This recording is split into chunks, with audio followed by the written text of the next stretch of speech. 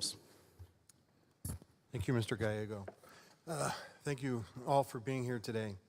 I just want to follow up on Mr. Courtney's question regarding the letter from the former Southcom commanders.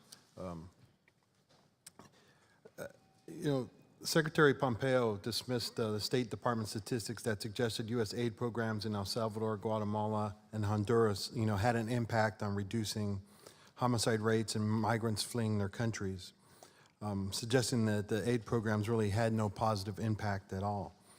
Admiral Feller, I know you're new to the position, but can I just get your assessment on what impact you think those aid programs will have on how you can do your job and be successful down there in those three countries? I had the opportunity to visit Honduras, El Salvador, and Guatemala within weeks of taking command because of the importance that region has and the connection with the United States, our neighborhood. And I'll be in Honduras next week again. And I had the opportunity in each country to go visit some of the poorest neighborhoods, and I wanted to talk to people and find out what was on their minds, what was influencing them to make decisions, whether to turn to crime, organized crime, or to travel to the United States. And one conversation with a young man who'd gone all the way to the border of Mexico and the U.S. and come back just resonates with me. And I said to him, well, why did you leave? And he said, well, my neighbors had some food because they had family in the United States sending money back. We were starving, and I knew how dangerous this was. The government was broadcasting the messages, but I wanted to keep my family from starving, so I went anyway. I said, why did you come back? He said, because it was really, really dangerous when I got up on the border. So there's not one solution set, sir. It's got to be a broad series of kits that work, a suite, and the nations have to play and participate as well. And so all those dynamics got to fit together and create sustainable security at home and here. We forget sometimes that these are fragile democracies that are less than a generation old, that we're going through civil war in our lifetime. So that plays into this too. I will say, with respect to mill, the programs are working. I won't assess, I can't assess USAID versus everything else, but in Guatemala, the special forces that we've trained are stopping drugs that are flowing to the United States. And as Ms. Wheelberger, Secretary Wheelberger said, those programs are going to be permitted to continue at the mill-to-mill level.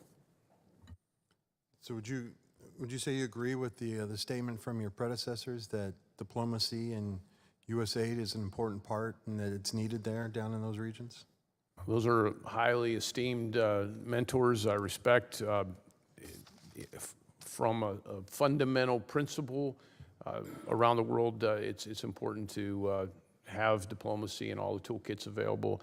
But I also would pivot to say, I think ensuring that our partners are doing their part and putting pressure on them is an important part of the equation. And so I have actually seen evidence that the additional pressure we're placing on this being true partnership, two-way, is changing some dynamics in a helpful way.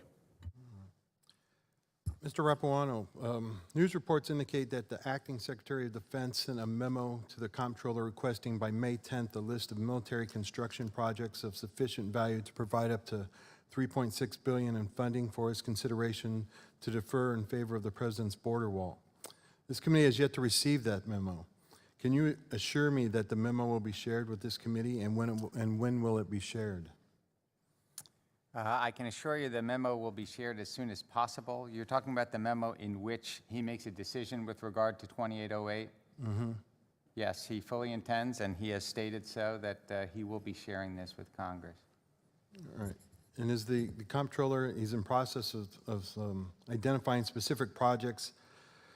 Has he made a determination yet that the border wall is necessary to support troops?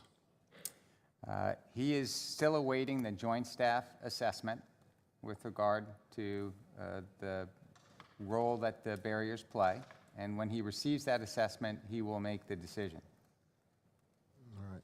So have you been involved in those conversations regarding what criteria beyond simple no forms of military housing projects that have been already awarded or will be awarded this fiscal year will be followed to identify military construction projects that will be delayed to pay for the president's wall? If so, what are that criteria?